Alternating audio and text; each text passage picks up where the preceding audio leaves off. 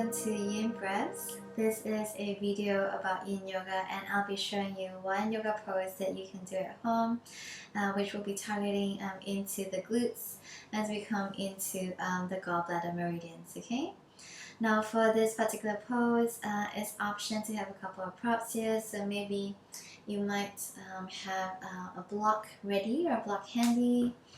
You might even use a bolster as well if you like to, okay?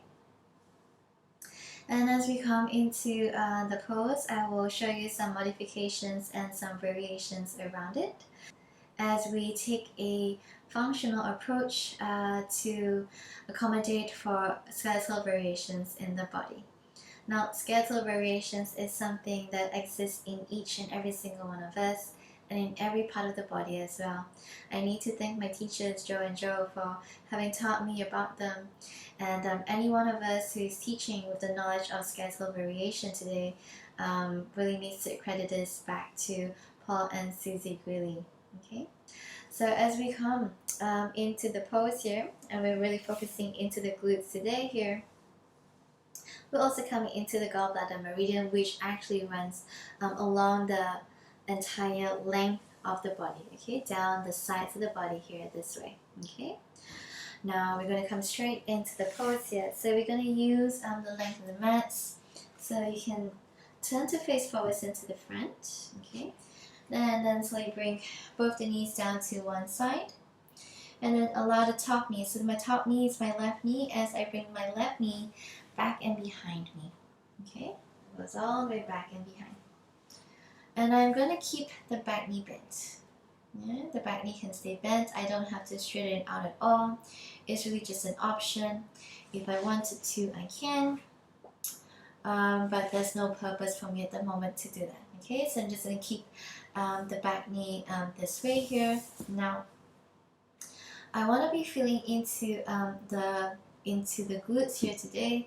So for some of us who aren't able to sit comfortably on the mat here, you really might be sitting on a block or maybe on a bolster, okay? It's a real luxury to have a bolster, but if you do have it, it's really nice to be able to use it, okay?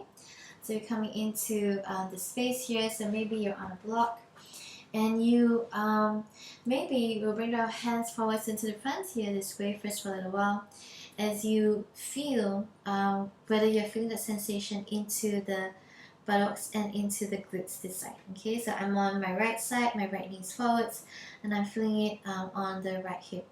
Now, if I'm not really feeling much, yeah, or I'm feeling too much, there are different ways to modify for this. First and foremost, okay, is the position of my shin, okay? I can bring my shin closer towards me, okay? Or I can bring my shin further away from me, this way, as I come forwards now, and then feel how this feels. Alright, so this is one option. Or I can also maybe adjust the position of my front knee. Okay, I might bring the knee inwards towards me, or I might bring the knee even more outwards from where it was before. So adjusting accordingly to what feels good for the body here this way. And I can also adjust through the back knee as well, okay, because the knee stays bent. So I might bring the knee slightly forwards, and then maybe I feel more comfortable here this way in the fall. Or maybe I bring it, like I said, all the way back and behind until I might maybe extend the leg, okay. So these are really just options as long as I can feel into the glutes, okay. Here into the hips is where I want to be feeling it. And I come forwards this way. So once I'm done with maybe feeling and sensing through the lower body, as I bring the hands forwards down here, I might even walk the hands over to my left, stay for a while to see how it feels, and I might walk it over to the right side and see if this feels less or more better for me, okay? So coming to a position that feels good.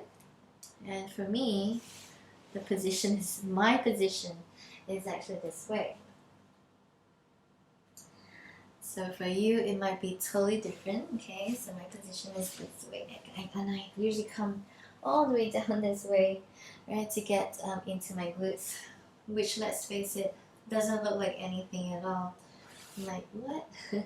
You might use a prop as well, okay, if you like to. Maybe you're not coming all the way flat onto your mat. You might use a bolster to hold the body upright a little this way. So it feels comfortable here. If you don't need it, it's absolutely fine, okay?